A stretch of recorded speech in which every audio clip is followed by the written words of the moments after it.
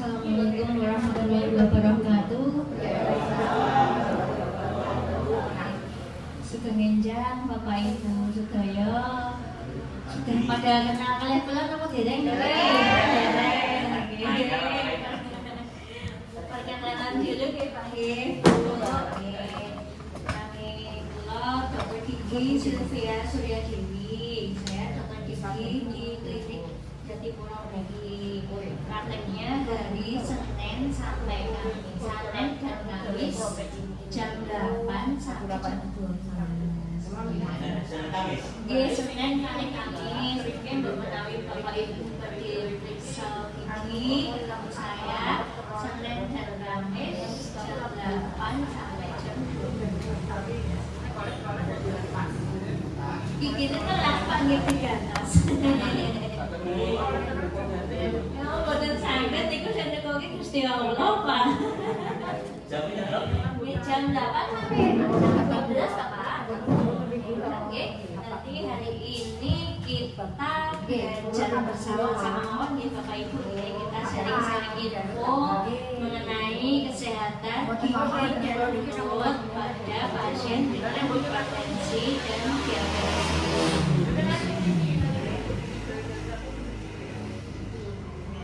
Untuk pendahuluannya, kadar gula dalam darah yang tidak terkontrol membuat penderita diabetes lebih rentan terhadap penyakit gigi dan mulut. Untuk riset yang telah dilakukan menunjukkan adanya peningkatan penyakit gigi dan gusi di antara penderita diabetes sehingga menambahkan daftar panjang penyakit komplikasi lainnya yang berhubungan dengan diabetes seperti penyakit jantung, stroke, dan ginjal. Jika kadar gula tidak terkontrol dengan baik, akan lebih rentan terkena penyakit gigi dan gusi dan mungkin bisa menyebabkan kehilangan gigi. Biasanya sering ada keluhan dari pasien-pasien giginya goyang kemudian lepas sendiri.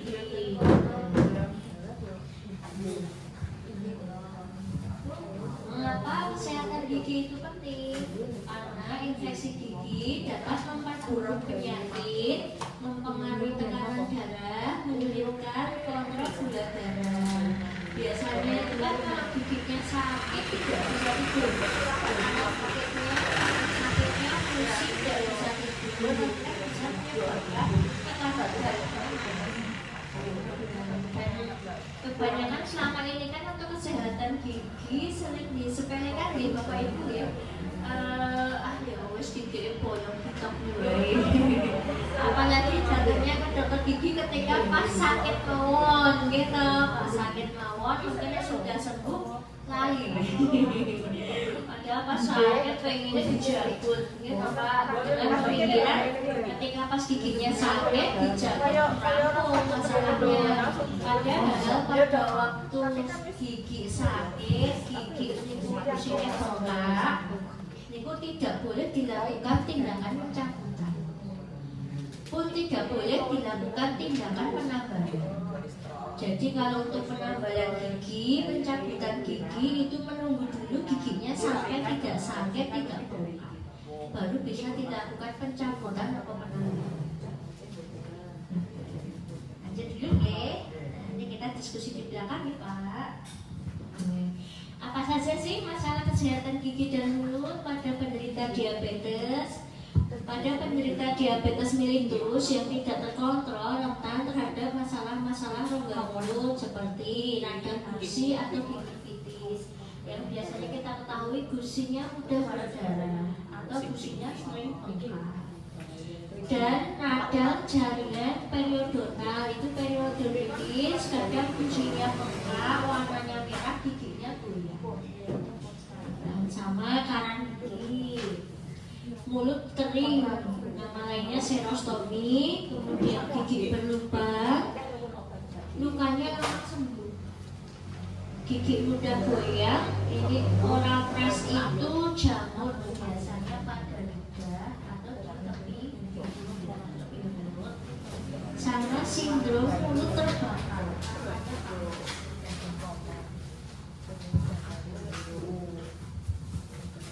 Ini yang radang gusi, gingivitis, dan radang jaringan periodontal. Untuk gingivitis atau radang gusi adalah peradangan yang terjadi pada gusi dengan gejala gusinya bengkak, warnanya merah tua, mudah mengalami perdarahan, bau mulut, dan gusinya mengkerut. Kalau radang gusi ada radang gusi yang dibiarkan begitu saja bisa berpotensi berkembang menjadi periodontitis, yaitu peradangan pada jaringan pengikat di dalam gusi dan pada tulang di sekitar gigi yang umumnya berujung pada gigi goyang. Jadi untuk peradangan gusi itu gusinya merah, kemudian bengkak, mengalami perdarahan, bau. Tapi kalau peradangan pada jaringan periodontal itu kan peradangan yang sudah di dalam sampai dalam gusinya, biasanya giginya goyang. Ini gambarnya ini.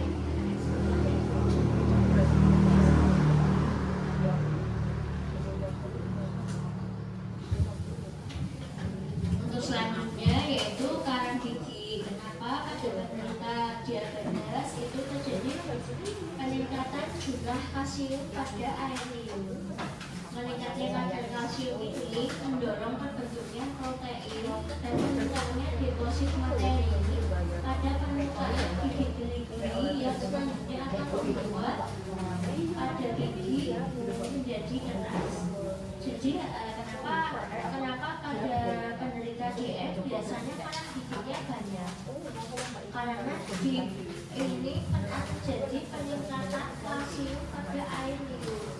Karena air liur itu secara alami fungsinya sebagai pembersih alam. Jadi makanya kalau kita makan itu harus pakai dua sisi kanan dan sisi kiri. Karena kalau kita makan cuma pakai satu sisi aja, nanti sisi yang tidak dipakai buat makan karena giginya kan banyak. Karena kan kalau kita mengunyah kan menghasilkan air liur. Kalau kita mengunyah dua sisi, berarti kan air liurnya menghasilkan semuanya kanan kiri. Tapi kalau kita cuma pakai kanan aja atau kiri aja, nanti yang sudah dipakai itu karena giginya kalau banyak. Dan karang gigi itu kan keras nih, gigi itu kan keras dan melukai gusi. Nanti karang gigi itu masuk di dalam gusi, apa-apa keras banyak kan gigi itu tidak nempel ke gusi, gigi nempelnya ke karang gigi, makanya giginya jadi goyang. Selain itu karena nanti karang gigi itu kan bisa melukai gusi, gusinya turun kan angka giginya kelihatan, biasanya akan lingkungan. Ini yang akibat dari karang gigi. Untuk mengurangi biar tidak terjadi pembentukan karang gigi yang banyak, pertama dari sikat gigi yang rajin dulu. Sikat gigi sehari berapa kali Bapak Ibu? 2 kali, pagi sama mau tidur. Kemudian bulu sikatnya pemilihannya bagaimana Bu? Kalau beli sikat gigi dulu, betul. Ini pas beli sikat gigi, dilihat di bungkusnya niko, wonten tulisannya soft, medium, sama nanti pilih yang soft, yang lembut. Karena kalau sikatnya juga bulunya keras, nantinya babek gusinya turun. Selain itu cara sikat giginya, teknik sikat giginya, lumutan itu ilmu saya bawa model itu lupa tadi. Untuk selain dari berapa kali kita menyikat gigi dalam 1 hari, yang penting adalah teknik sikat giginya. Misalnya kita mau makan 10 kali sikat gigi, tidak bersih, sisa-sisa makanan itu awalnya ada lapisan film yang tidak terlihat oleh mata, nanti menempel, lama-lama jadi karang. Untuk cara pembersihannya yang di depan, yang depan dari atas ke bawah dulu. Jadi yang memutar belakang, kamu memutar belakang, buatan kayak gini, semuanya itu kan kalau kita sikat gigi kayak gini semuanya itu kan nanti busnya itu kan naik kolesterol, naik itu nanti jadi akarnya kan kelihatan. Nah kok yang seringnya lubangnya di antara mahkota dan akar itu bisa mana yang warna putih nanti ada kuningnya kebo. Nah itu jadi cara sikat gigi yang sama. Jadi yang belakang bentar, ini banget, yang sini juga bentar, kemudian yang depan dari atas ke bawah. Ini bunyi, yang jangan lupa di dalamnya juga disikat, biasa dikit-dikit dalam, dan pijatnya juga jangan lupa disikat. Sikatnya satu. Ini yang sikat gigi. Iya, karena kenapa? Karena gini itu kan ada rambut itu kayak yang halus, ada papil-papilnya itu kan nanti nggak dibersihkan, sisa-sisa makanan menumpuk di situ. Lama-lama lidahnya kelihatan putihnya. Oke, ini untuk ya, berarti kanan gigi. Kemudian kita ngunyahnya lebih baik pakai dua sisi kanan dan sisi kiri. Kenapa? Karena kalau kita cuma pakai satu sisi, nanti yang sisi yang nggak dipakai buat makan itu kanan giginya malah baik. Lanjut ya.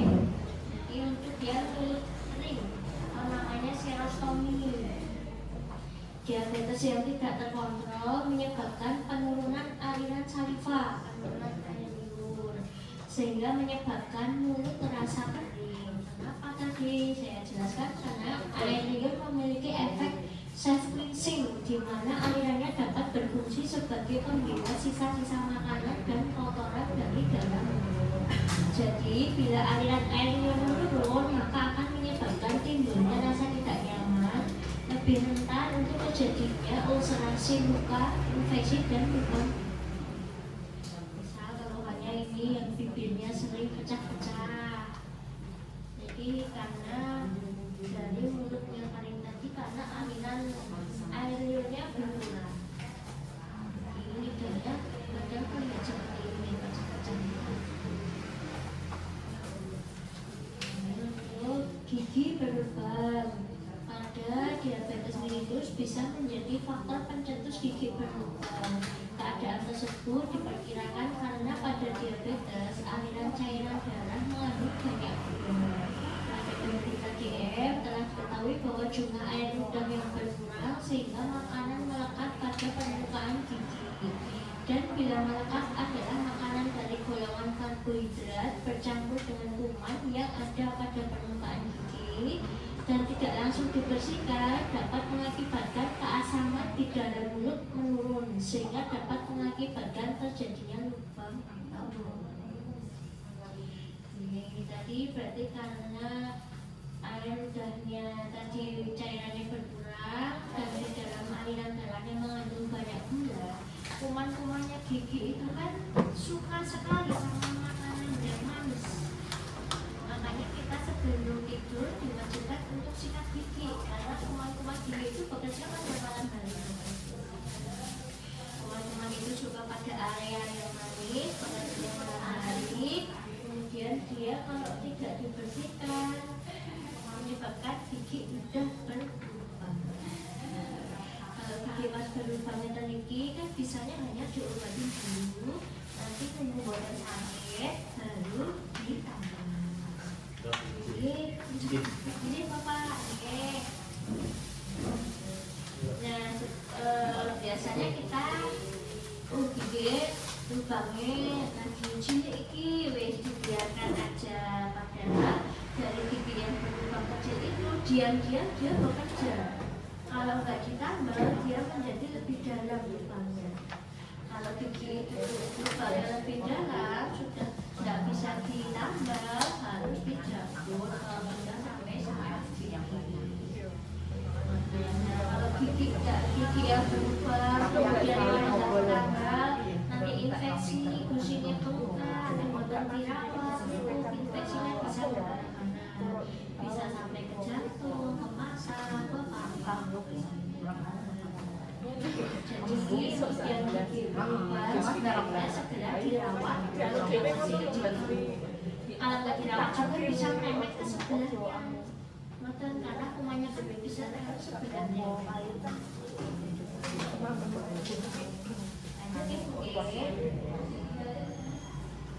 Pada penderita DM, lukanya juga karena sebelumnya. Diabetes yang tidak terkontrol membuat penyembuhan luka pada penderita DM lebih lama dan lebih sulit daripada orang lain karena adanya gangguan aliran darah ke tempat-tempat terjadinya luka. Makanya kalau kita pas cabut gigi biasanya ditanya, Bapak ada riwayat DM nomor sekian, Bapak ada riwayat darah tinggi nomor karena kalau misalnya punya riwayat darah dan tidak terkontrol nanti lukanya sembuh kamu. Karena selain itu juga jaringan bekas pencabutan itu bisa nekrosis, bisa mati.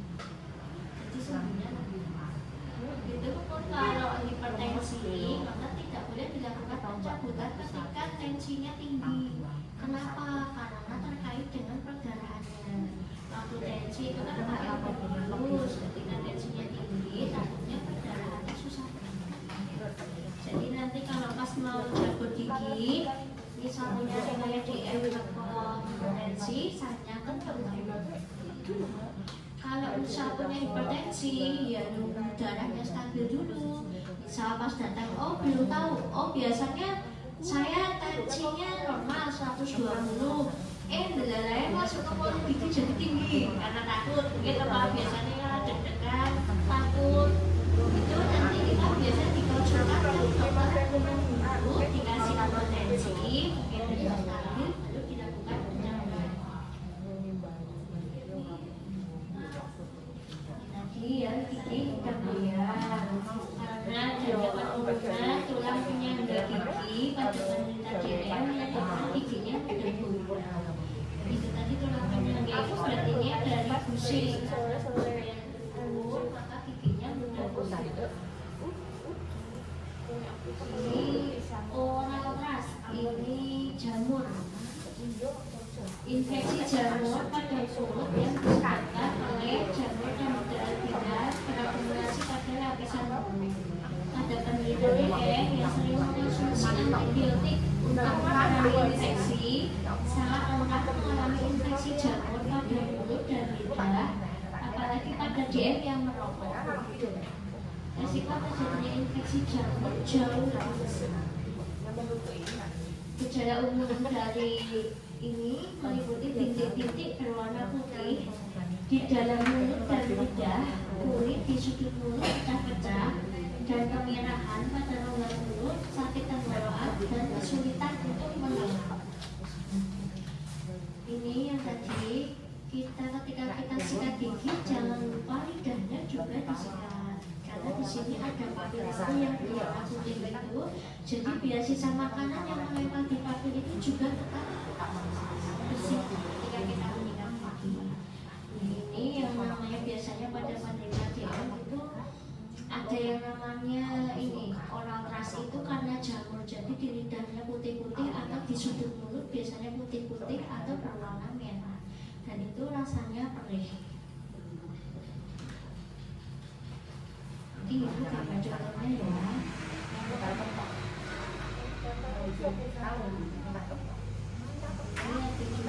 Sindrom mulut terjaga. Biasanya ada pasien yang datang, ini rasanya kayak terbuakan, panas, sakit. Padahal giginya nggak kenapa-kenapa. Ditanya habis makan apa, nggak makan apa-apa. Walaupun dikasih obat tetap ada rasa mulut terbakar. Jadi panas kayak terkena cabai rasanya biasanya ditemukan. Jadi panas banget. Ini pada pasien dengan hipertensi yang tidak terkontrol. Gangguan ini kita lihat dengan adanya rasa terbakar atau rasa bakar pada kuku dan bibir dan langit-langit, dan terkadang dikaitkan dengan adanya penurunan nafas dan bibir. perubahan pengecapan itu perubahan rasa, jadi tidak bisa merasakan rasa. Rezeki asin itu mas itu sudah tidak jelas sama karena adanya mulut kering tadi. Jadi tipenya ada dua. Tipe satu ada rasa terbakar, tidak terjadi pada waktu bangun pagi hari, tetapi akan terasa bila hari telah siang. Untuk yang tipe kedua, rasa terbakar dirasakan pada pagi hari setelah bangun tidur dan menetap sampai penderita tidur lagi. Jadi dari pagi hari, dari bangun tidur sampai mau tidur itu rasanya tidak hilang. Untuk yang tipe kedua. Untuk yang tipe ketiga, rasa terbakar hilang timbul dan menyerang tempat-tempat yang tidak umum seperti dasar mulut dan tenggorokan. Kalau yang tipe ketiga dia biasanya hilang timbul, biasanya pada dasar mulut maupun tenggorokan. Jadi ditambah dengan rasa sakit pada waktu menelan. Untuk kesehatan gigi dan mulut pada hipertensi, pasien dengan hipertensi yang tidak terkontrol berisiko untuk mengalami perdarahan pasca pencabutan gigi. Oleh karena itu, perlu dilakukan pemeriksaan tekanan darah sebelum tindakan pencabutan dilakukan. Jika tekanan darah pasien tinggi, pencabutan gigi sebaiknya ditunda dan pasien dirujuk ke ahli penyakit dalam terlebih dahulu untuk mengontrol tekanan darah. Jadi kalau mau cabut gigi, kalau kita pernah riwayat DM dan KT, kalau dibilang ke dokternya, diinformasikan ke dokternya, dok saya ada riwayat DM, misal cek gula terakhir berapa. Nah, nanti kalau misal pas cek gula terakhir tinggi, pas mau cabut nanti biasanya dilakukan cek gula dulu. Kalau cek gulanya sudah stabil, berarti berani cabut. Tapi kalau derek itu stabil dulu. Sama dengan tensi, nanti pas biasanya tensi ini normal, ingin belajar lagi karena gigi sakit, kalau udah bisa enak ya buke, kalau masuk pola gigi jadi takut kan biasanya tensinya naik. Nah pas kayak gitu kadang pengen dijabut terus pengen hilang lorongnya. Padahal sama pada kondisi pas sakit kayak gitu tidak boleh dijabut dulu, harus minum obat dulu sampai benar-benar sembuh. Misal hari ini mau cabut gigi, minum obat terakhir kemarin sore. Jadi nggak sakitnya bukan karena minum obat, jadi memang benar-benar nggak sakit karena tidak minum obat. Dibuatannya tes misal hari ini di sini mau cabut, oh obat terakhir jam kita pak jam 7, kan tidak boleh, harus yang terakhir kemarin sore. Ini. Apa yang harus diperhatikan? Jaga kadar gula darah terutama dengan cara menerapkan hidup sehat dan jangan lupa minum obat teratur. Jaga kebersihan gigi dan mulut agar memperkecil resiko terjadinya karies. Karies itu gigi berlubang, gingivitis tadi peradangan gusi ataupun periodontitis, peradangan gusi yang disertai dengan gigi goyang. Pilih sikat gigi yang bulunya lembut untuk mencegah terjadinya luka. Jangan lupa informasikan mengenai kondisi diabetes bila berkunjung ke dokter gigi, terutama bila hendak cabut gigi. Karena luka pada penderita diabetes sukar sembuh termasuk luka setelah pencabutan. Selain itu juga ada resiko terjadinya infeksi sekunder dan perdarahan yang cukup banyak setelah tindakan oleh kecuali sangat mendesak, sebaiknya hindari perawatan gigi bila kadar gula darah sedang naik. Normalkan dulu kadar gula darah, baru kunjungi dokter gigi ulang. Pemakaian gigi tiruan harus melepas gigi tiruan sebelum tidur dan dibersihkan dengan seksama agar meminimalisir kemungkinan terjadinya infeksi jamur karena kebersihan yang tidak. Bapak Ibu ada yang memakai gigi palsu di sini?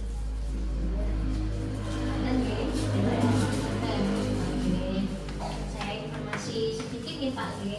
Kalau kita nanti mau pakai gigi palsu, itu sebaiknya gigi palsu yang lepasan. Jadi malam dilepas, pagi disikat, dibersihkan, baru dipakai lagi. Kenapa?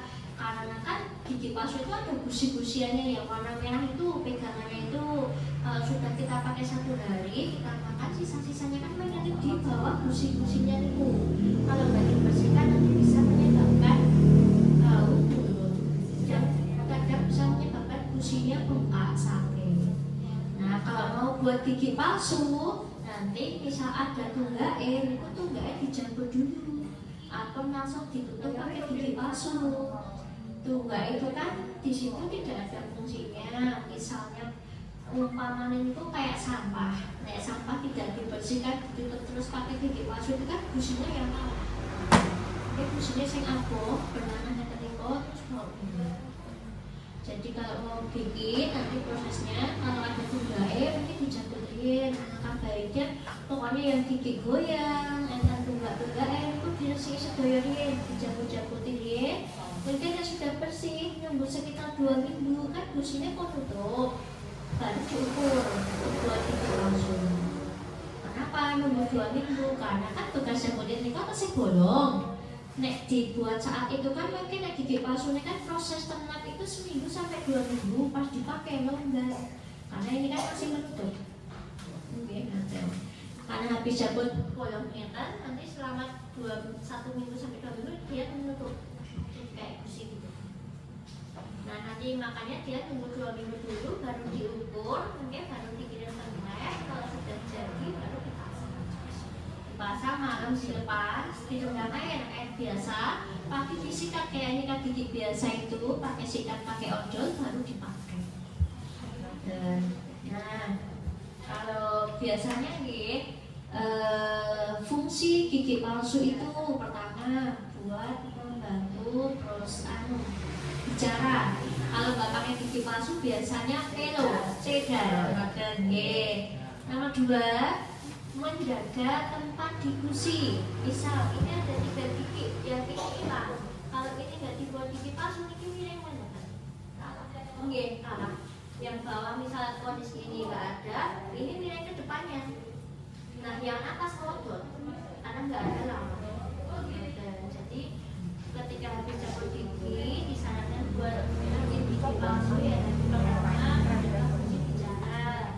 Kedua, menjaga tempat agar gigi yang sebenarnya tidak miring, gigi lawannya begitu. Nah, yang ketiga itu juga menjaga linier gusi.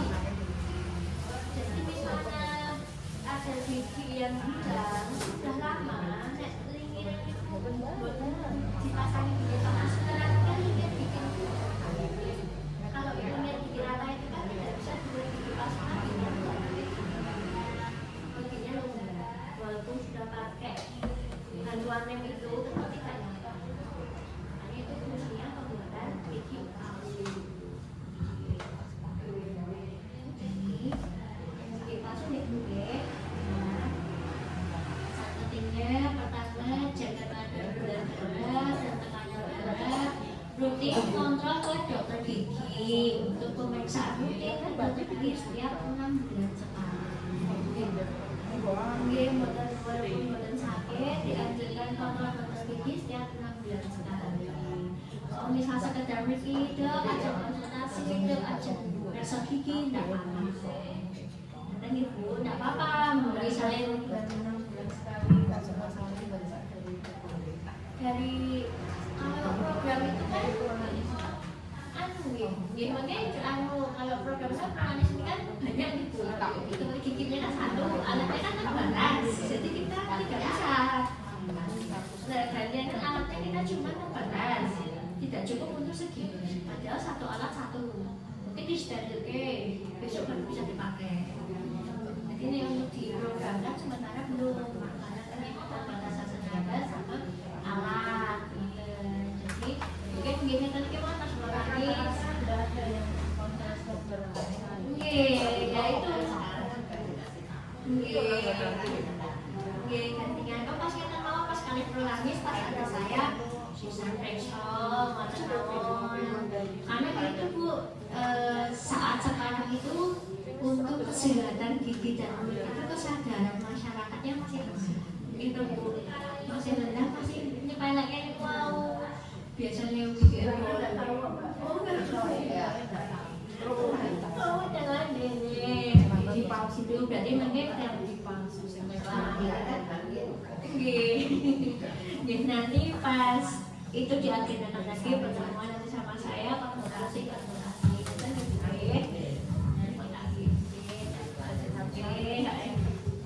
gigi sehat sama dengan hidup bermanfaat. Kita buka sesi diskusi mengenai ada yang mau ditanyakan. Ya, mau ikut.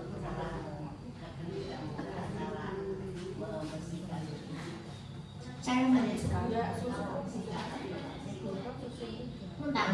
oh, jadi mungkin lama aku badan waktu membersihkan itu.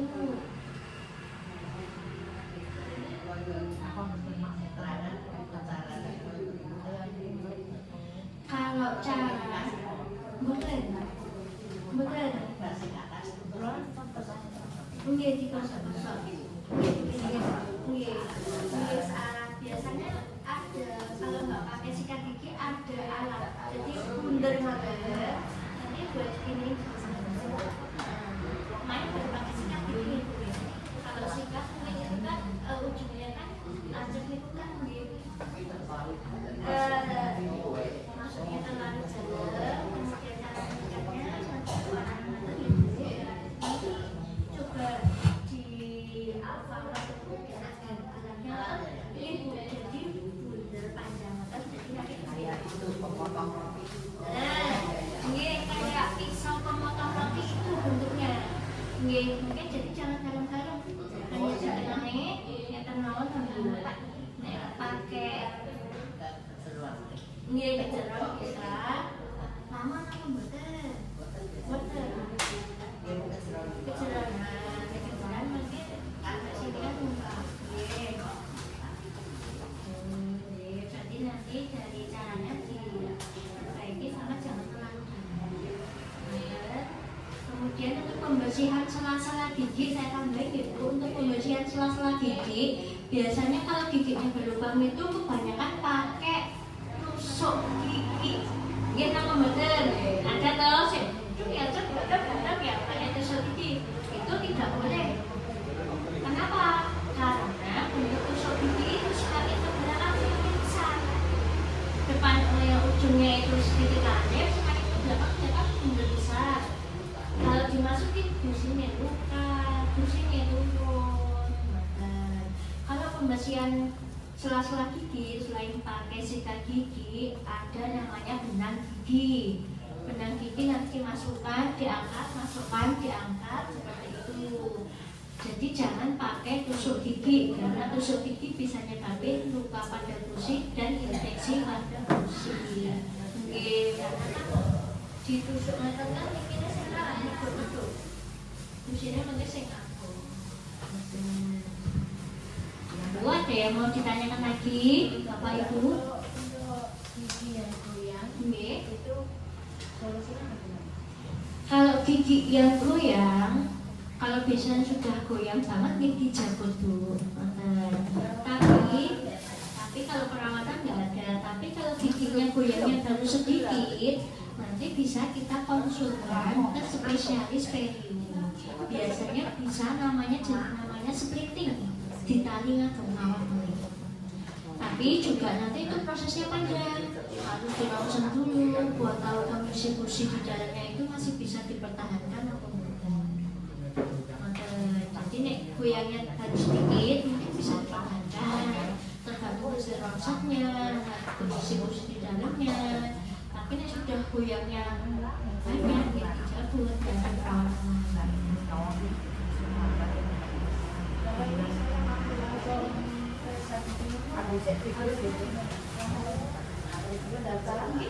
Pendaftaran dulu terus daftar dulu mungkin baru diperiksa. Berikut ada yang mau ditanyakan lagi? C. Karyawan itu banyak faktornya, bisa dari hormonal, bisa dari asupan makanan, bisa dari gigi juga, bisa dari hormonal. Biasanya kalau kita stres, banyak pikiran, ada yang misalnya ada yang dari makanan, kurang vitamin C, B12, itu biasanya nggak bisa karyawan. Ada yang giginya lubang, mencit, kemudian melukai pipi itu biasanya bagi karyawan. Jadi banyak faktornya Pak, dari gigi juga bisa.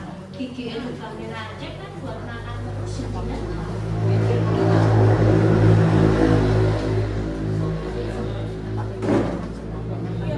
Dikurangi lancipnya. Kalau beli jenggot biasanya nanti lancipnya dikurangi. Mungkin biar tidak melukai bagian lidah. Ada lagi Bapak Ibu, kita diskusi bareng-bareng, belajar bareng-bareng. Sampun. Yang penting niku nggih tetap kontrol gula darah sama tensinya. Jaga kebersihan mulutnya. Sedikit ilmu dari saya, semoga bermanfaat untuk kita semuanya nih Bapak Ibu. Masih untuk perhatiannya, nanti Mbak Menawi pada konsul maupun apa saya hari Senin dan Kamis jam 8 sampai jam 20. Oke Mbak Menawi kadang saya ada di sini WA dulu mawon, WA ini kan sudah gigi atau bener. Lali. Lali kita cek. Itu harus dengan namanya scaling gigi. Jadi pakai alat tanggalan gigi dengan scaling, kalau dengan alat biasa enggak bisa.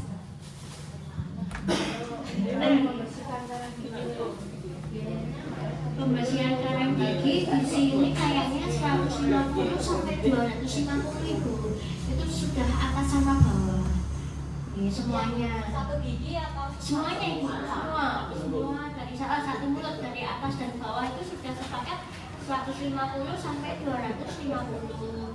Nah, punten untuk sekalinya tidak bisa ditanggung BPJS karena itu termasuk tindakan estetik, tindakan kecantikan, bukan tindakan yang darurat. Makanya kenapa kita tidak bisa pakai BPJS. Biasanya kita ada promo, bisa kayak Agustus pas ulang tahun klinik itu kita buka promo scaling bisa hanya 129, 100 ribu itu tahun kemarin sering. Nanti kalau ada promo mungkin khas Prolanis kita infokan yang kenawan Ada lagi Bapak Ibu yang mau ditanyakan lagi? Kalau pasang gigi palsu satunya berapa? Pasang gigi palsu sih 100 ya? Jadi kalau di sini pasang gigi palsu itu biasanya gigi palsu yang terpasang tadi malam jelas pagi dipakai, itu bahannya namanya Valplas, dia yang lentur. Satunya itu 750 ribu, mungkin dapat potongan saking BPJS 500 ribu. Jadi kita nambah 250 ribu. Oke, satu gigi, dan kita nambah satu gigi, tambahnya 200 ribu. Nambah 3 gigi, nambah 200 ribu lagi. Jadi gigi pertama karena buat pondasi itu 750. Nah ini kan tambah-tambah nih, makanya ditambah 200. Mungkin saking totalnya itu potongan saking BPJS 500 ribu. Atas sama bawah berbeda, dapat sendiri-sendiri. Atas 500, bawah 500, dapatnya setiap 2 tahun sekali terus bikin kacamata. Nggih, 2 tahun sekali. Boten itu kayak kacamata niku Bu. Nanti kita menyatakan BPJS bisanya 2 tahun sekali. Ada lagi ibu-ibu, bapak-bapak yang mau ditanyakan? Sampun, oke. Nanti kalau ada pertanyaan bisa disimpan pas kesini mau dititip dengan Mbak Ena atau Mas-Mas atau pas mampir Prolanis di kesempatan lain kita bisa sharing-sharing lagi. Oke Bapak Ibu, matur suwun untuk perhatiannya. Saya tutup. Assalamualaikum warahmatullahi wabarakatuh. Waalaikumsalam warahmatullahi wabarakatuh.